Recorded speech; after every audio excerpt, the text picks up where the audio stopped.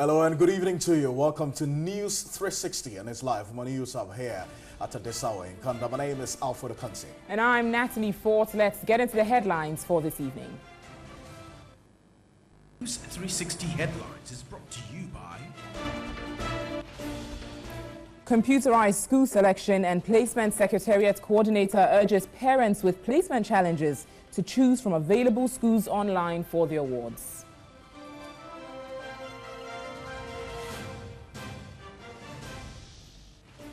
Minority MPs question basis for the approval of 10 million CD loan by Finance Minister Ken Ofori-Atta for Magdan Shipping Company.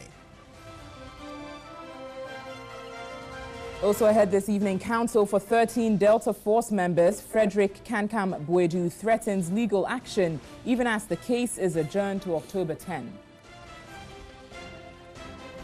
And in business evening, Minister for Agriculture Dr. Owusu Efriakoto says a baseline audit of the cocoa sector is underway to ascertain the discrepancies in the Cocoa Roads project.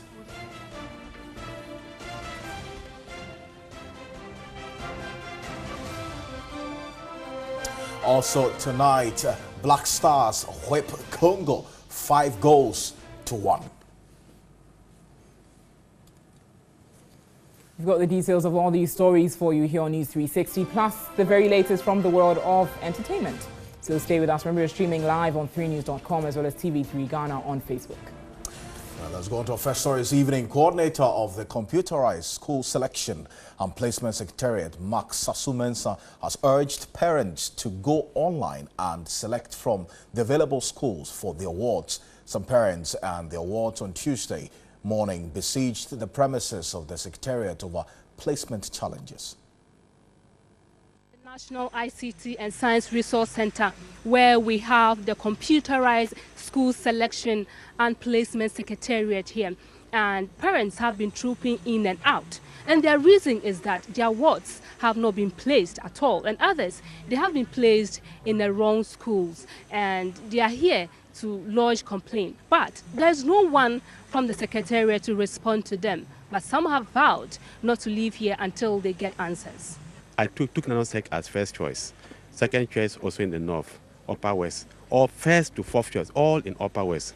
And when I printed the placement form, all the schools here are in the south. Achimota as first choice, Holy Trinity as senior high as second choice, St. Francis Senior High Tech as third choice, and Inchima Senior High as fourth choice.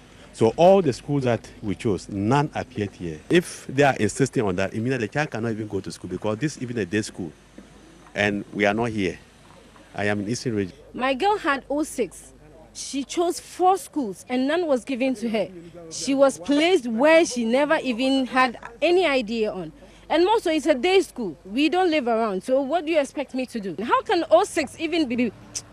Come on. So we're told that the school that came, he had Osu Presec. And we're like, no, it's a day school and this is not the school he selected. So he brought it and realized that first choice was Achimota, Presby Sinai Osu, Wesley Grammar, O'Reilly. I mean, the first 2 schools that were selected, that they brought, it's not the school that we selected. And where the child is staying is very far. Deaf.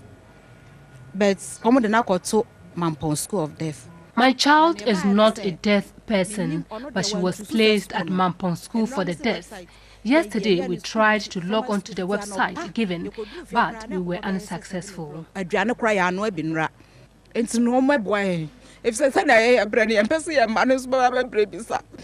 Later, the coordinator of the Computerized Schools Selection and Placement Secretariat and other officials showed up.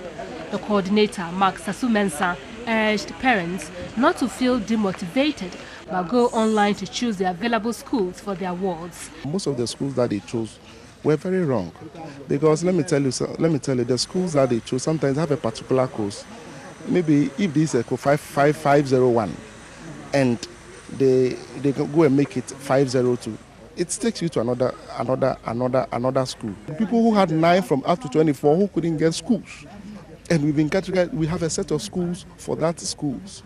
that has been displayed for them to choose over.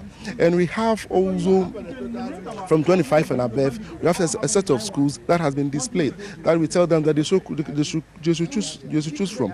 If you choose, then you submit. Then you have done your placement. That's a self-placement model. This is a very innovative idea that we have brought, that we think that people should embrace it.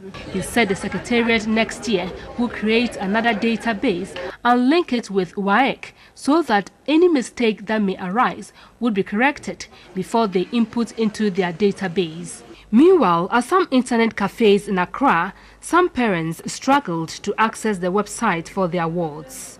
It's been very stressful, very, very bad. You buy the scratch card for the placements and they tell you enter for 3 good times, they tell you you've already used it, whilst it's not even going through. Like the process is not even going through. When they try to log in, the website is not going through, but sometimes you say system is busy, but sometimes it goes off again. But right now, some of them, we turn them away to go and come back in about 2 hours time, 3 hours time to see whether it will be active. Rather worrying responses there by the parents. Meanwhile, Deputy Minister of Education in charge of secondary schools, technical and vocational training, Dr. Yao Asiedu-Dartey, says the ministry is yet to release monies to the schools for the free senior high school policy. He, however, adds that textbooks have already been distributed to the schools. The Deputy Minister said funds for the free SHS would be ready before schools reopen. We are working on it. Everything that is due charge will get to charge. Feeding, we are working with a buffer stock. This is an agency of the Ministry of Agric, agency of government. They are facilitating all the food distribution and everything. We had a long meeting with them today. We are following up. Everything will be streamlined. We want to make sure that schools open and that students will be served and that everybody will be happy. He, however, says textbooks have already been distributed. This is the first time in the history of the country where we are distributing textbooks before school opens. And you know, the interesting thing is this. We are not just distributing textbooks for the first year. We are distributing textbooks for the entire 3 years. So books that are going to schools now, if it's mathematics, it's Math 1, Math 2, Math 3. It's never happened in the history of this country. And we are doing another one schools to improve, and that's exactly what the Ministry of Education is doing. Supplementary books will be going. The core textbooks are being distributed. Never happened before that we distribute books before students get to school. On the challenges with the computerized placement for prospective senior high students, the minister said they are monitoring the system and would ensure the 92% students who qualified for the senior high are placed by Thursday. When is the new deadline? Thursday. Yeah, we are watching. I won't call it deadline, but it's a guidepost for us to really guide ourselves and see. Because the whole idea, the reason why I wanted to do it as early as possible is to make sure that students go to school early. Over the years, students were losing the first term. So you lose the first term, and then WAEC begin the exams when you're in the 3rd year from February, you lose 1.5 terms. So what was supposed to be 3 years of senior secondary school became 2 years. That is why we're saying, hey, can you do 48 hours? But technology doesn't respond to our needs all the time. Meanwhile, the website has been changed from the www.myjhsresults.net to www.cssps.gov.gh. Really, there's a clear concern on that, and we're going to keep faith with this particular story till Thursday and hope to get some answers about this. But away from that, the minority in Parliament is questioning the basis for the approval of 10 million cedis loan from the Agricultural Development Bank by the Finance Minister, Ken Ofori-Atta. The loan to the Magdan Shipping Company is for the execution of cocoa contract. Addressing the media earlier today, Minority Leader Haruna Idrisu said the action is a breach of the public procurement procedures and called for a probe. According to the minority, they had in possession a letter dated 9th June 2017, signed by the finance minister, giving approval for a loan of 10,459,500 cedis from the ADB to McDan Shipping Company Limited. This is to enable the company undertake its business operations and, in particular, to execute a supply contract awarded to it by the Ghana Cocoa Board. We'd like you to probe further whether this contract was awarded through an open, competitive tender process to guarantee and ensure value for money, or it was one approved of what was a sin, sole sourcing. The minister has by this action usurped the authority and functions of the bank, its board of directors, which has curiously not been constituted. So we are concerned. The minority leader took a swipe at the president for doing the very thing for which he vehemently condemned the NDC government while in opposition. If you refer to the budget and financial statement of the Minister of Finance, he parroted again that this government will say no to sole sourcing. I would paraphrase and use his exact words when he declared sole sourcing a sin, even though lawful under the laws of Ghana, but to be used rarely and sparingly to ensure value for money for the people of the country and to protect the public interest. The minority again chastised the government for replacing public servants with his friends and cronies. When the NDC inherited political power in 2005, we worked with persons whose background were known as practicing, loyal, New Patriotic Party supporters. We did not deny them bread on the altar of a change of political power. That seemed to be the case. And the people of this country must be concerned about the intrusion of the civil and public service, and it's undermined by political partisan consideration rather than merit. They want the president to direct a reversal of these illegal decisions and acts of malfeasance, as well as take appropriate steps to restore good corporate governance practices in state-owned enterprises, in this case, ADB. In conclusion, we reiterate the need to appoint board of directors for all government entities without any further delay. Financial institutions, councils of universities, including the technical universities, board of directors of all institutions, so that we can hold them accountable and responsible to policy decisions that the institutions are taking. The minority warned they would not acknowledge any expenditure of any public institution that does not have a board when brought before Parliament.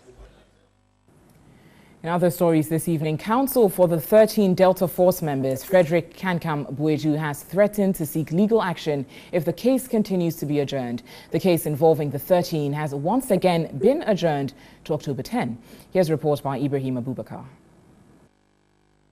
This is the 6th time the KMS Circuit Court has adjourned the case of the Delta Force. The prosecutor ACP Oshirdakon informed court that investigations have been concluded, but the Attorney General is yet to send the docket back to them. He prayed the court adjourns the case to October 10.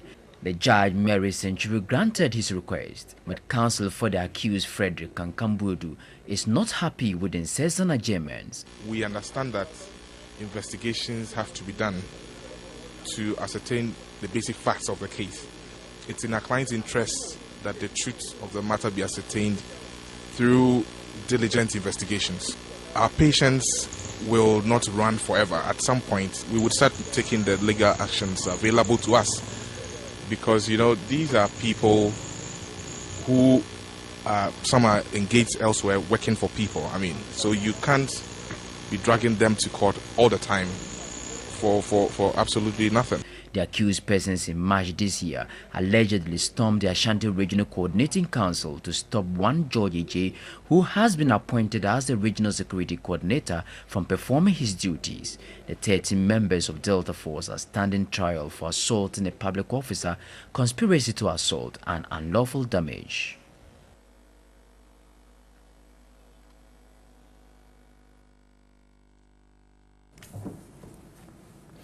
Now, more than 15 graduates of the School of Hygiene have besieged the Ministry of Local Government to demand their financial clearance. They have given the ministry up to the end of this month to clear them or risk a nationwide demonstration. But the ministry has implored the graduates to exercise restraint and wait for the approval of the Finance Ministry. This is the 6th time the KMA Circuit Court has adjourned the case of the Delta Force. The prosecutor ACP Asiedu-Dartey informed court that investigations have been concluded, but the Attorney General is yet to send the docket back to them. He prayed the court. The disgruntled graduates say they completed their education 5 years ago. Numbering 367 nationwide, they presented their list to the local government ministry for postings. As part of the postings, the ministry was to secure financial clearance from the finance ministry. However, almost 8 months now, the clearance has not been approved, and this is the cause of their anger. They insist until they receive the clearance, they will not rescind their decision to pick it at the ministry. Next one is last one to be 3 years or 2 years before they posted them. Even the time that they want to post with the environmental, not even all, some are still left out. And you see the trauma that we will be passing through if you are in the house for 5 good years and you are bonded. The chief director at the Ministry of Local Government and Rural Development, Kwame Dondio, pleaded for more time with the aggrieved graduates. But the graduates turned down the request, which angered the chief director. You hear that they posted some allied health professionals. And we also part of it. But when we come here, but sir, when we come, they say we are under local government. Let me caution. We are not in the marketplace. And we mean serious business.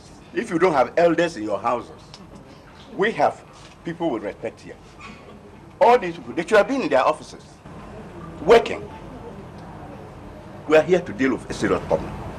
The ministry indicated that since 2012, it has cleared all outstanding graduates for employment. We received a letter dated 10th August 2017 from Whole School of Hygiene to recruit 100 of their graduates. We immediately wrote a letter dated 10th August 2017 to Ministry of Finance seeking financial clearance. Currently, the aggrieved graduates have agreed to await for additional months for financial clearance. Well, the man couldn't hold his frustrations. Absolutely. But they are making a legitimate demand. Yeah, and there's it's hoping part that of their work. That has to be stated clearly. We're back shortly with some more news here on News 360. Do stay.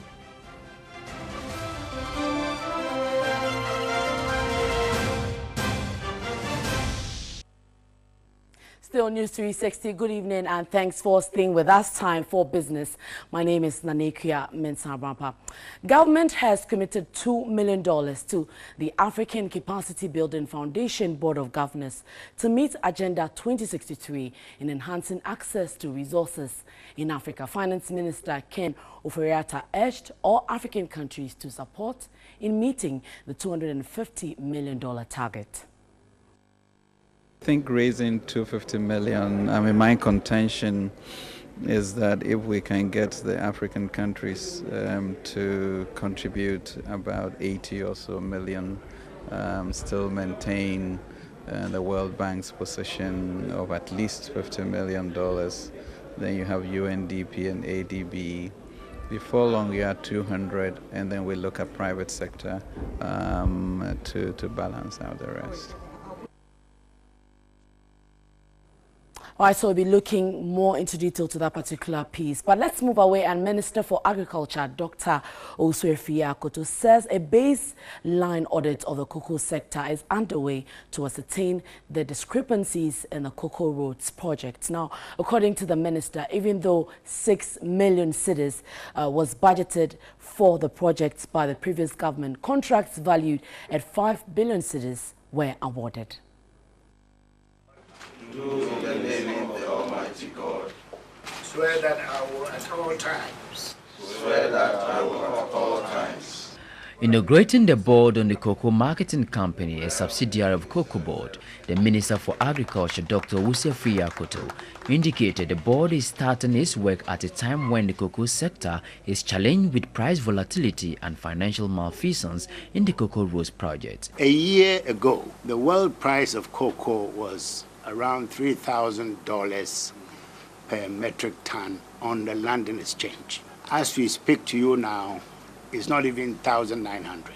That is a substantial drop of more than 1/3 on the price.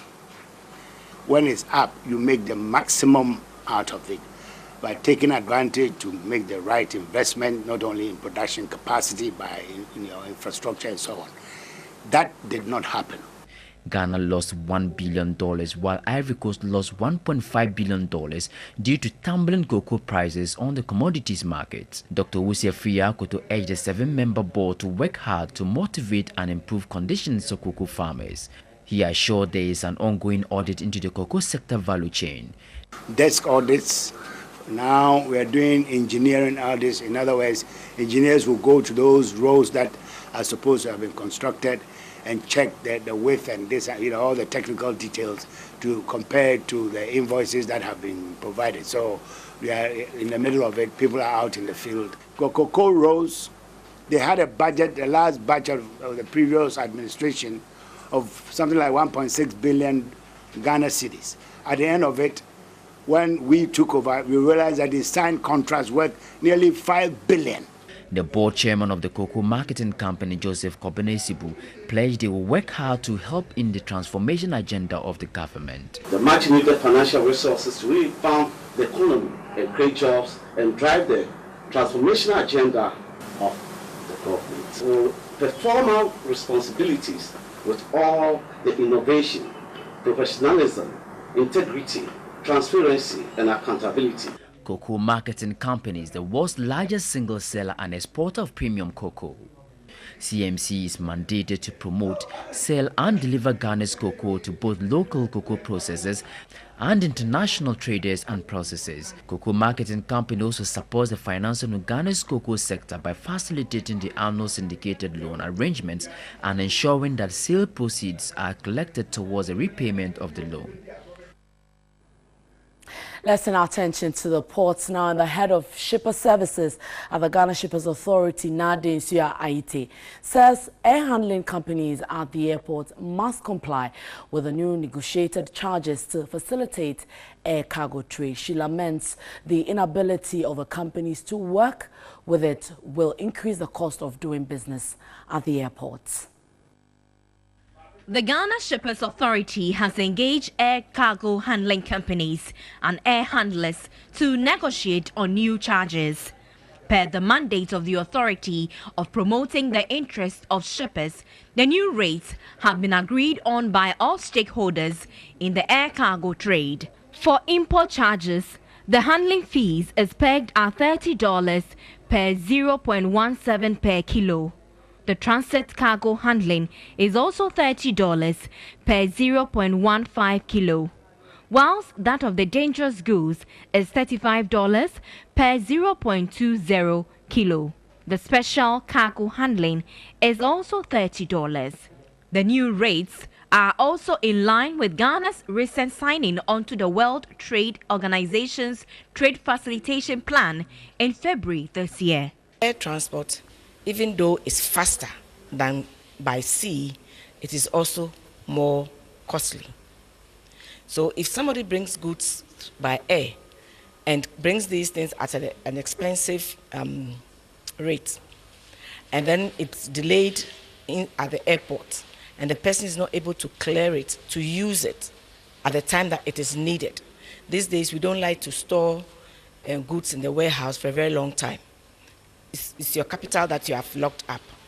The air handlers and shippers also complained about the long delays and bureaucracy which affects their business.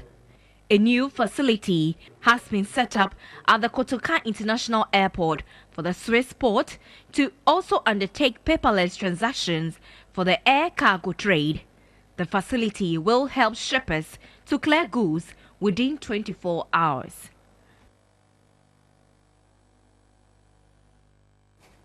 Well, it looks like the paperless is spreading everywhere. Well, you can get more news updates on our website. It's 3news.com. That will do for business tonight. My name is Nanekia Mensah Braba. And if you don't know, plastics could be a blessing as well as a curse to the country. Alfred and Natalie. Yes, they can. You know that, right? So, Nanekia, I mean, she has a lot of plastics that do things for her, so she has everything to say. But, you know, let's go on to that story, because plastics, no doubt, play a vital role in modern life, but its effect on the environment cannot be ignored. In the following report, Portia Gabon looks at the effect of plastic waste on marine life and the environment. Tons of plastic waste end up on the shorelines of Ghana's beaches daily. According to the United Nations Environment Programme, more than 8 million tons of plastic end up in the oceans each year, wreaking havoc on marine wildlife, fisheries and tourism. Plastic waste menace in this country would simply not go away. Here at Teshi Sangwena, it looks as if this place is the final resting place of most plastics that we consume. Instead of tourists coming here to enjoy the scenery, they are confronted and greeted with this.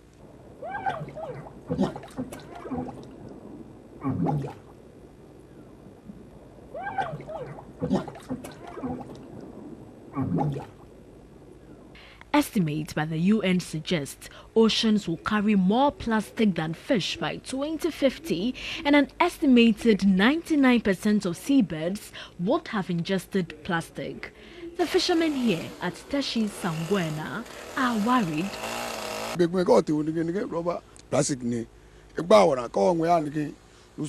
When we go fishing, we catch more plastic waste than fish. We need waste collectors here. When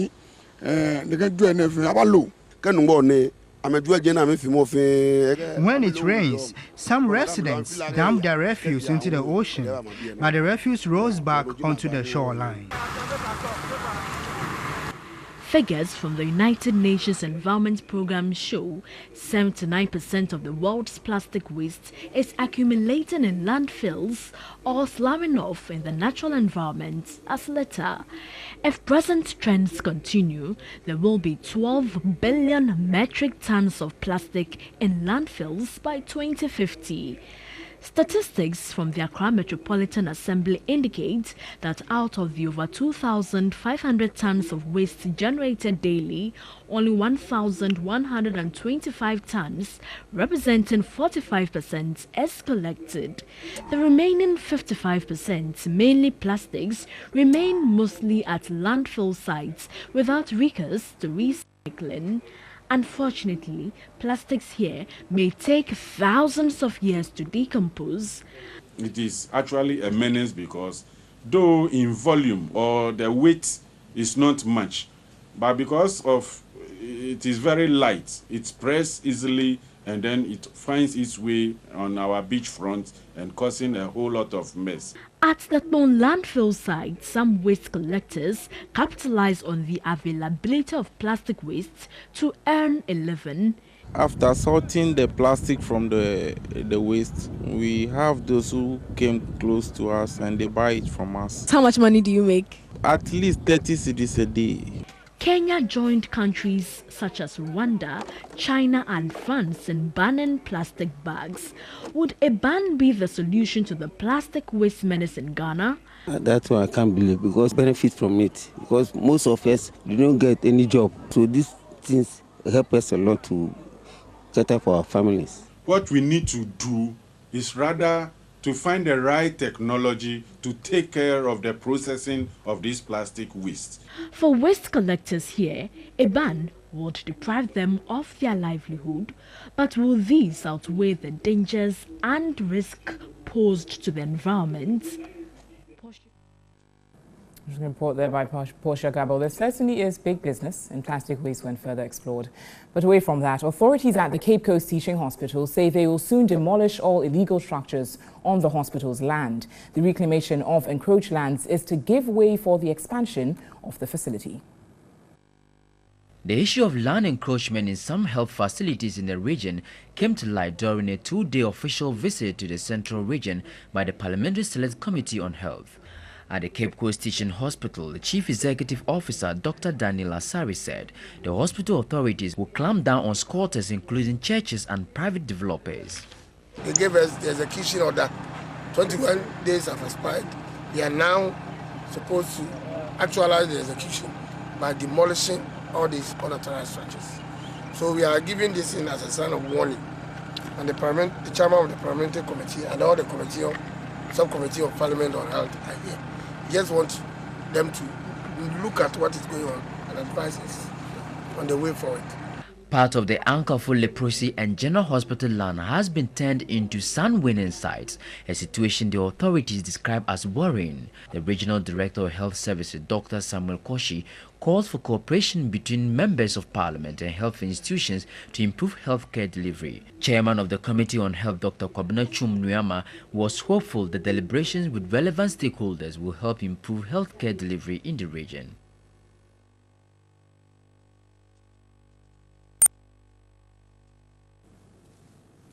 So live here on News 360, we've got more news for you shortly. Stay with us.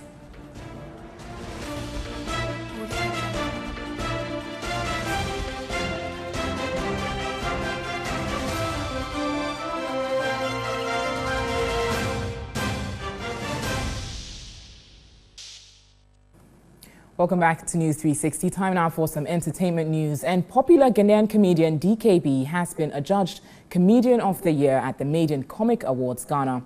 Celebrated talk show host and comedian KSM was also honored for his efforts at engendering a renaissance in comedy. I might be too young to say this. I started this job in 2008. It should be 10 years. My father refused to call me Kenny Black. He said, I will not call you Kenny Black, I will call you your real name, Otorori Kenny David Papa. He said, I will never call you that name. I said, no problem, but I'm going to be what I want to be, no matter what anybody thinks. But I went on stage 2010, and I was given a huge amount of money, 250k naira. And my father saw me, and they called me Kenny Black. Outstanding comedians were acknowledged at the event. The night of comedy, music and exciting performances saw popular comedian Derek Kwabena-Bonney, aka DKB, win big, sweeping 2 major awards, stand-up comedian and the Comedian of the Year. Just keep up the hard work and you'll get there one day. So that's my little motivation. Big honor, big respect to DKB Republic. Veteran comedian KSM was honored with a Lifetime Achievement Award for his contribution in bringing about a renaissance in comedy. It's really touching. All I can say is a very big thank you. Comedian Hogan was also at his best. Nobody ugly. No matter the situation. Once you broke, look at Sarkodie. Sarkodie, you know Sarkodie before? In cheap mode, they like weapon. Sarkodie, they rap before. They rap. But you will not see money no day before this. Look at the way. Nobody ugly. If you're ugly before, you're still ugly now. After you make money, that's a spiritual problem. Roverman Productions' Bananas and Granuts won the Stage Play of the Year. Best Comic Movie went to Amachi and Dede, with comedian Parrotmouth winning the Best International Act. The winner for Most Promising Comedian of the Year is Leslie.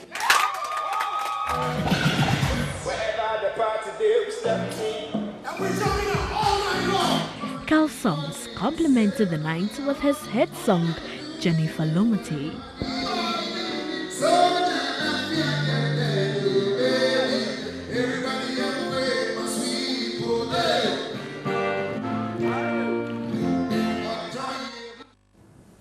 Some very amusing jokes there about Sarkodie and Lil Wayne. We have more news for you, sports news specifically, shortly here on News 360. Stay with us.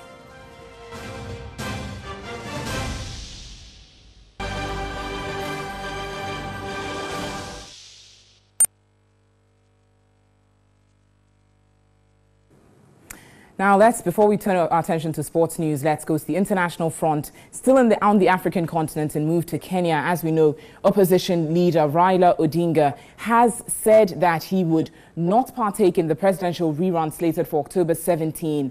And his party, NASA, has put forward some demands that they want to see rectified before he agrees to partake in the upcoming presidential rerun on October 17. I'm going to run you through those demands before we take this issue further. On the 17th of October is the proposed election day, and the NASA party has demanded that it should have legal and constitutional guarantees before taking part in the presidential rerun. A fresh vote must also be held in an environment where everything that went wrong can be corrected. This is also in line with the appointment of new staff to be in charge of the rerun, and the Independent Electoral and Boundaries Commission to strictly follow the Constitution's guidelines on conducting the elections, to not see a repeat of the previous issues in the election take place. And NASA also wants some of the commissioners sacked, alleging that they are partisan and favoring the party of Kenyatta and President Kenyatta currently. They also are calling for access to the IEBC's electronic voting and results transmission system to ensure that the process is more transparent. And a date for the fresh election should be a product of consultation with concerned parties and not a unilateral decision. As we know, Raila Odinga has come out to say that in as much as Kenyatta and Kenyatta were neck to neck on the elections, there were other smaller parties involved, and they should be given an equal and fair playing ground. And Alfred, we're going to be taking this issue a little further and probing it to see what is going to be coming out of this claim made by the NASA party. Because there were 8 in all, and 6 have been let out because the IEBC wanted to limit it to the 2. Raila Odinga says no. And there's an interim committee that has actually been established right now to oversee the election. But Kenya's opposition leader, Raila Odinga, has said that, as Natalie stated, he will not take part in the presidential election rerun slated for 17th October without legal and constitutional guarantees. Meanwhile, there's an interim committee that's been established to take charge of the upcoming elections. Leader Raila Odinga has said that he will not take part in the presidential election rerun slated for 17th October without legal and constitutional guarantees, but he did not specify exactly what guarantees he wanted. Last week, the Supreme Court annulled August election results, saying the Electoral Commission had not followed the Constitution. The court said a new election needs to be held by November 1. In the 8th August poll, incumbent President Uhuru Kenyatta was declared the winner with 54% of the votes, and Mr. Odinga got 45%, according to the Electoral Commission. Speaking to journalists, Mr. Odinga said that the new election must be held in an environment where everything that went wrong can be corrected.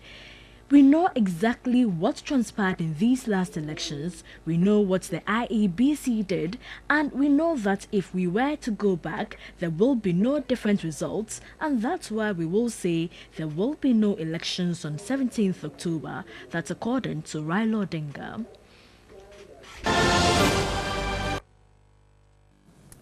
So live on News 360, we're back with some sports news. Do stay.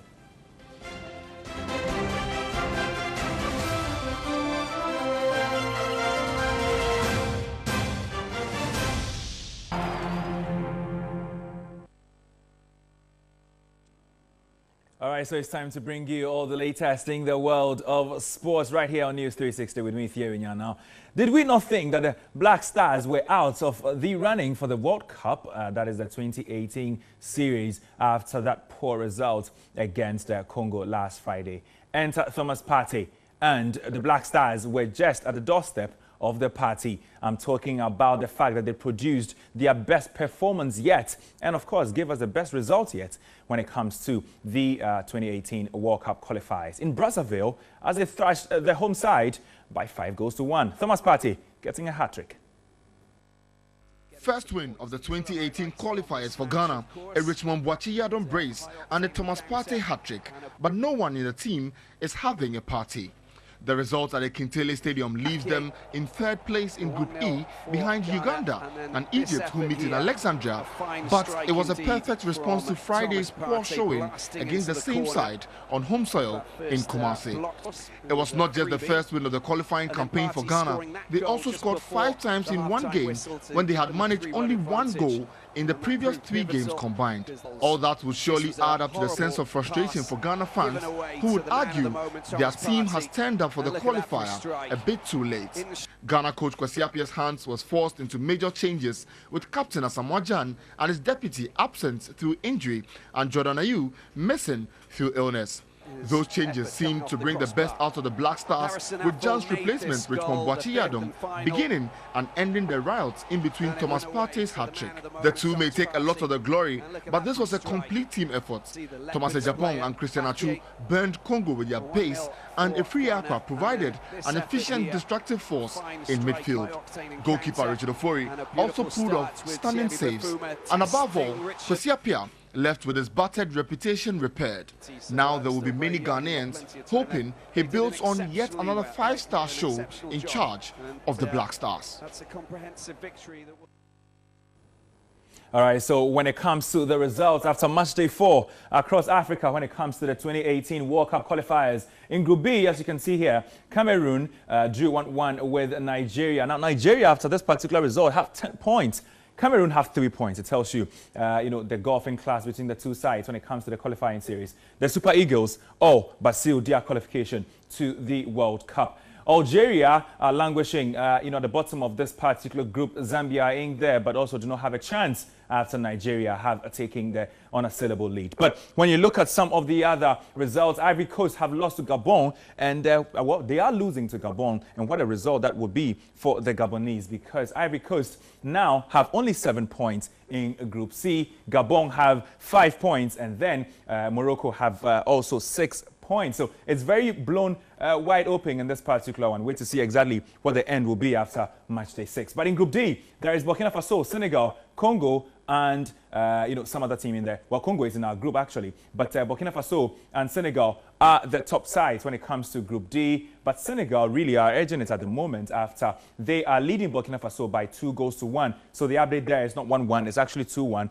A goal was just scored a few minutes ago by Sadio Mane, which means that Senegal have 7 points. Burkina Faso do have 6 points, so just 1 point separating the two sides. In our group, this is exactly where it all matters to all Ghanaians. Ghana have beaten Congo by 5-1, but with the results between Egypt and Uganda, it means Egypt have 9 points in there. Ghana have 5 points. 4 points between Ghana and the leaders, Egypt. Uganda are losing in Alexandria, but they are looking to also make sure that they make it through to the next stage. But remember, like I said, the results between Burkina Faso and Senegal is 2-1. Sadio Mane has scored yet another goal. So it's 2 in that particular one, in Senegal. But let's move away from that. Let's go. Right, so it's been confirmed. Egypt have beating Uganda by 2-0. And this all but seals the fate of the Black Stars. Really 4 points between these two sides. Egypt would have to drop points in all 2 remaining games. One of them is against the Black Stars here in Ghana. Let's hope and pray, because the mathematics still goes on. But let's do some, boxing now, and we go straight to the camp of Anthony Joshua. He has confirmed that he is going to be playing or fighting against Rublev, and that particular bout is going to be coming up later this year. So Anthony Joshua, after unifying the 2 weights, WBC and WBA, after beating Vladimir Klitschko, is going to be facing Rublev with the 2 titles right there on the line. We'll bring you developments of this particular story subsequently right here on TV3. You can trust us to bring you every bit of detail to it. All right, so that's exactly where we bring an end to the sports bulletin. My name is Thierry Nyan. Alfredo Kanse is standing by to take us through the remainder of the news. Well, Thierry. Yes, thank you. It means with fate is sealed, no more World Cup dreams for us. Basically, that's what it means, because now it's 5 points to 10. So, unfortunately. But yeah. Thank you. By all means. No Dede, no Samoajan. We don't need that. Thank you. Let's go on to Skype now, Thierry. I'm grateful. Sure. Let's go straight to Kenya, specifically Nairobi, where Emmanuel Yegon is our resident reporter there in Kenya. He joins us via Skype to give us an update of the situation. Emmanuel, thank you. Good evening to you. Now, with these fresh demands that Raila Odinga is making ahead of the October 7th election, what has been the reaction in Kenya? Well, a lot has been said today regarding the issues surrounding the elections and the preparedness of the Independent Electoral and Boundaries Commission. And to start with the ruling party, that is Jubilee, where some leaders from that party have criticized Raila Odinga's rejection of the proposed date, that is 17th of October 2017, as the date for the next elections. And they are saying that if he's not ready, if he's going to boycott the elections, then it is going even to make it easier for President Kenyatta to be sworn in as the next president. But still to that, there are serious things that are being raised by Raila Odinga, and he's saying that the petition was clear, the ruling by the court was clear that yes, the IEBC is going to conduct the elections, but he's saying a lot of things need to be corrected, right from the voters register to other things, including, gazetting some of the polling stations and ensuring that some of the officials in that commission will not take part in the fresh elections. I see. Now, the IEBC earlier indicated that the election was going to be between just Raila Odinga and Uhuru Kenyatta. Now, Raila Odinga is saying that he wants the other 6 to be part. Now, have the other 6 spoken about this proposal, that they are really ready to be part of this rerun of the elections?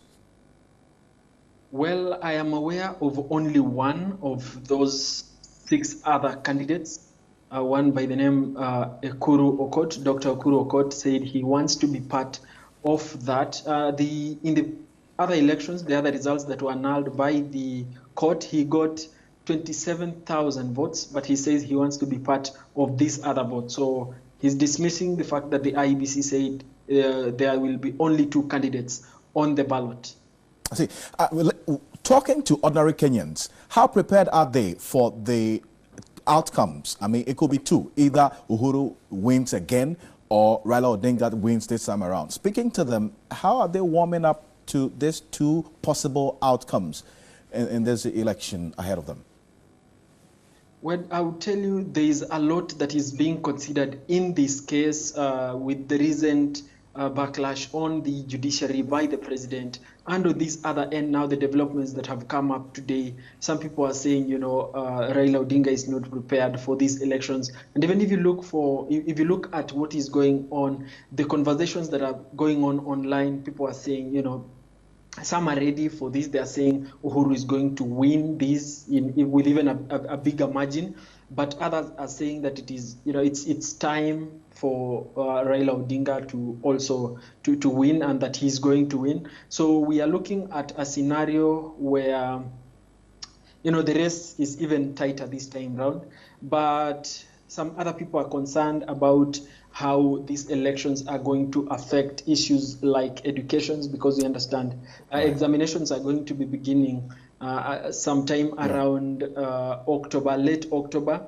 And so, the move by Raila saying that, the results are not, exams are not important, that they can be moved 2 weeks further so that the elections can happen before that, is also raising a lot of other issues from concerned Kenyans. Great.